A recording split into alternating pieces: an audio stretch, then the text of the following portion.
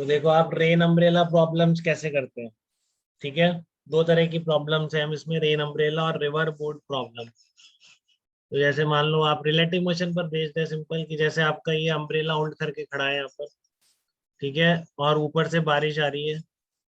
बारिश कैसे भी आ सकती है, अभी हम वर्टिकली डाउनवर्ड मान रहे हैं अगर।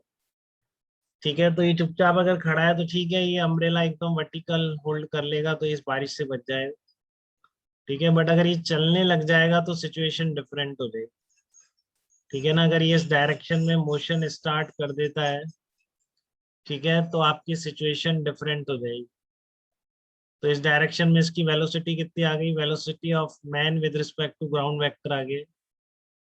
ठीक है ना, ये क्या आ गया, velocity of man with respect to ground vector आ गया अगर चलने लग गया तो। और ये क्या है, velocity of rain with respect to ground है। तो अब इसको अम्ब्रेला उस डायरेक्शन में होल्ड करना पड़ेगा। ठीक है, जिस डायरेक्शन में रेन की वेलोसिटी इस मैन के रिस्पेक्ट में होगी, ये इंपॉर्टेंट है बस। ठीक है, कि जब तक ठीक है ये स्टैंडिंग पोजीशन में था तो ग्राउंड और इसमें कोई डिफरेंस नहीं था, बट जब ये चलने लग जाएगा तो सिचुएशन चेंज हो जाएगी। ठीक है, तो आप देखिए अब इसको किधर आती हुई लगेगी, रेन फार्मूला यही रहेगा, rain with respect to man, rain with respect to ground minus velocity of man with respect to ground. तो rain with respect to ground ये रहा आपका।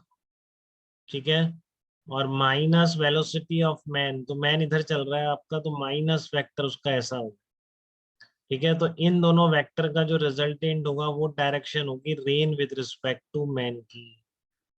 ठीक है, इन दोनों वेक्टर्स का रिजल्टेंट वेक्टर जिस डायरेक्शन में आएगा वो डायरेक्शन होगी rain with respect to man की। तो rain with respect to ground minus velocity of man with respect to ground, इन दोनों का रिजल्टेंट क्या आएगा, किसी इस एंगल पर आएगा।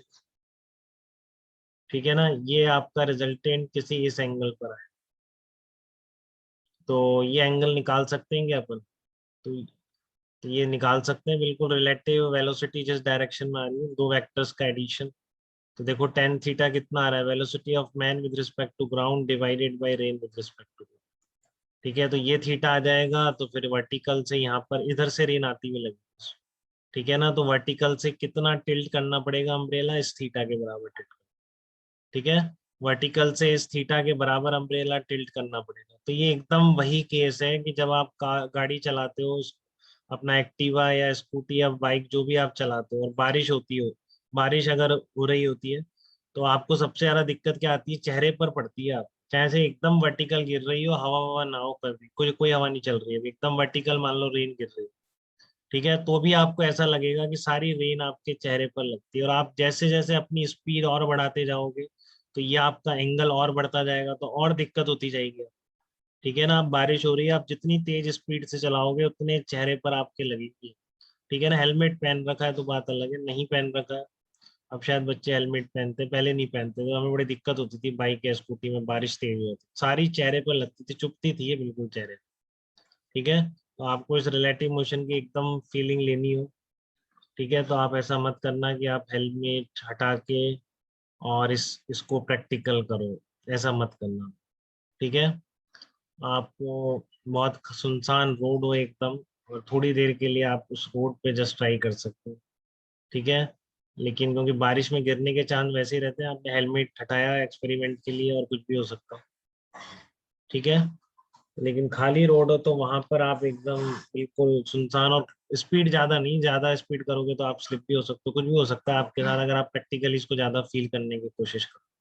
ठीक है, लेकिन कभी किसी ने किया हो तो ये बात समझ आती है कि अगर आप चल रहे हैं तो आपकी सारी रेन आपके फेस पर लगती, नहीं तो रेन तो वर्टिकल गिरनी चाहिए, आपको इतनी दिक्कत ही नहीं होनी चाहिए, लेकिन आप जितनी स्पीड बढ़ाते जाओगे ये वेक्टर का थीटा और बढ़ता जाए, क्योंकि दो वेक्टर का एडिशन है मान लो। ठीक है ना, इन दोनों वेक्टर का एडिशन है, आप ये वेक्टर बढ़ाते जाओगे तो ये थीटा बढ़ता जाए।